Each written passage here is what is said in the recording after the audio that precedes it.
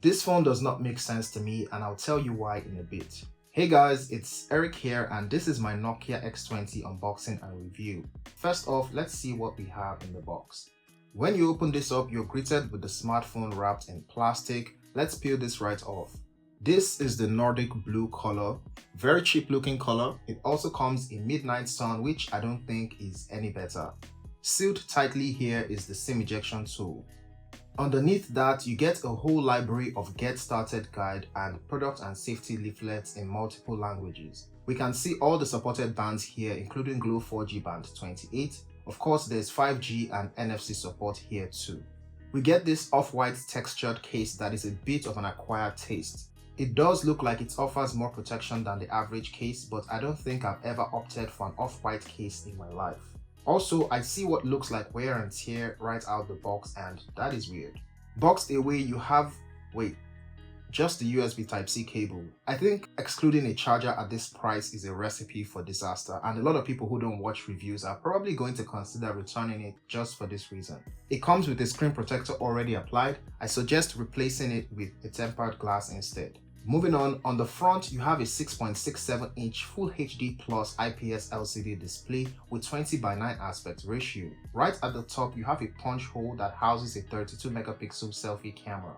On the back, you have a 64-megapixel quad camera setup with flash and some Nokia branding.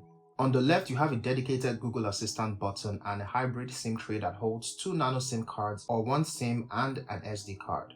On the right, you have your volume rocker and a power button that doubles up as a fingerprint sensor.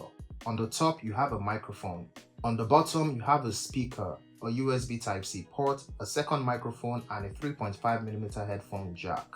The Nokia X20 is unnecessarily huge. Big for nothing, if you may, because the screen is actually not big enough to justify how hefty it is. As far as this familiar Nokia design goes, this is probably the ugliest adaptation that I have seen. I don't know if it's the plainness of the plastic back and frame, or the fact that this ultra ugly color attracts fingerprint smudges, or maybe this design is tired and the design team needs to get to work.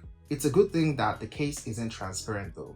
On the front, we get thick looking bezels. However, these bezels are too much, even for Nokia. Like, come on. On the bright side, this is one of the best looking LCD displays that I have seen on a mid-range phone. The viewing angles are exceptional and outdoor visibility is excellent. The exact opposite of what you get on the latest Infinix and Tecno phones. Consuming content in 1080p and the camera cutout isn't at all obtrusive. My review unit comes in 128 gigs of storage and 8 gigs of RAM. You get about 112 gigs of available storage.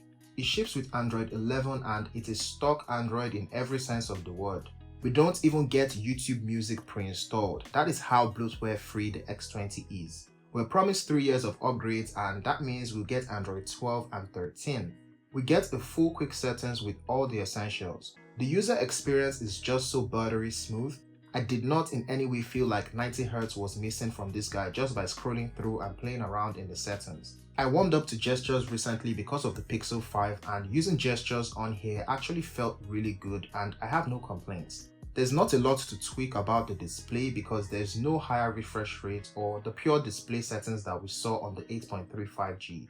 That Google Assistant button only performs one function, but it can be disabled. I suggest you do just that.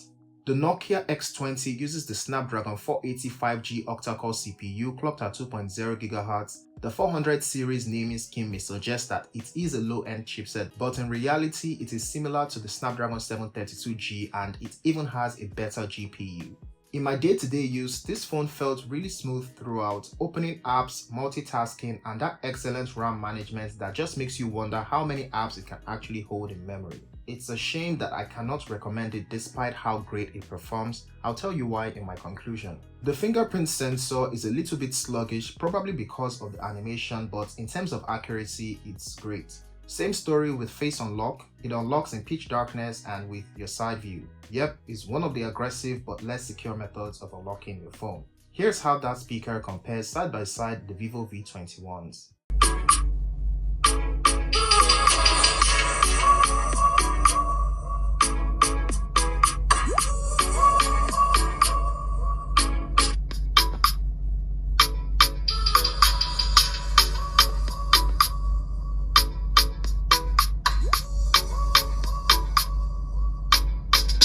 When it comes to gaming, as usual I played PUBG on HD graphics and high frame rates, the highest PUBG setting for this phone. Gaming on a phone this size is supposed to be enjoyable, but gaming is where you might feel the absence of that high refresh and touch sampling rates, as well as a front-firing speaker.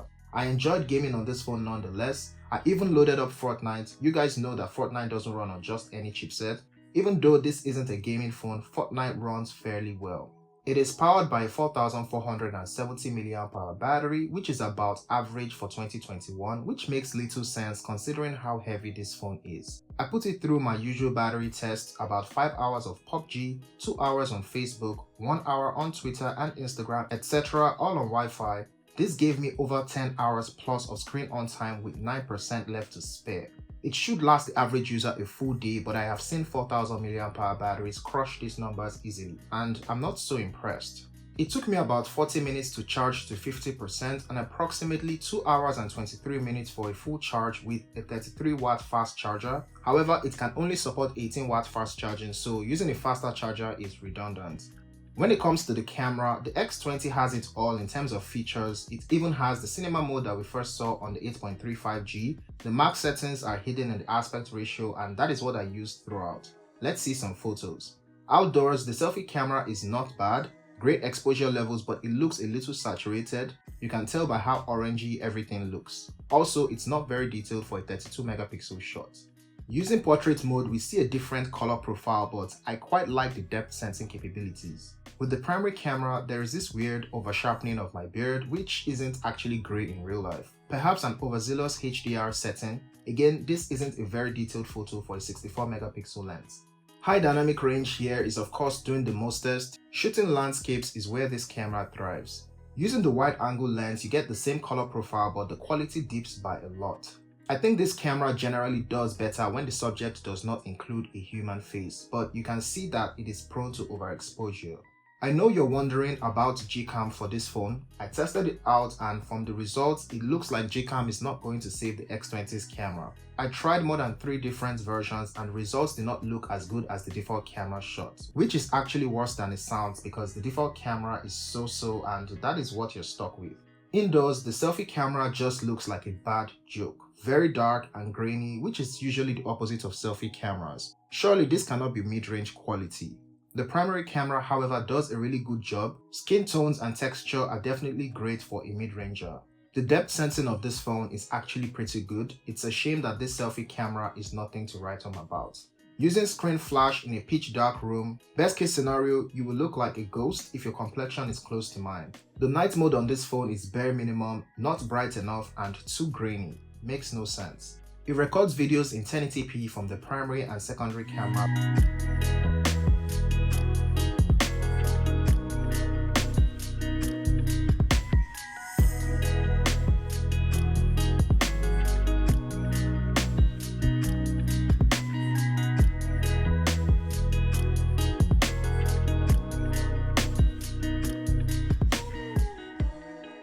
So this is what the cinema mode looks like. The first time I saw this was on the Nokia 8.35G, and basically it cropped my face in half. So this is the front-facing camera of the Nokia X20 shooting in 1080p, and here's what the audio sounds like.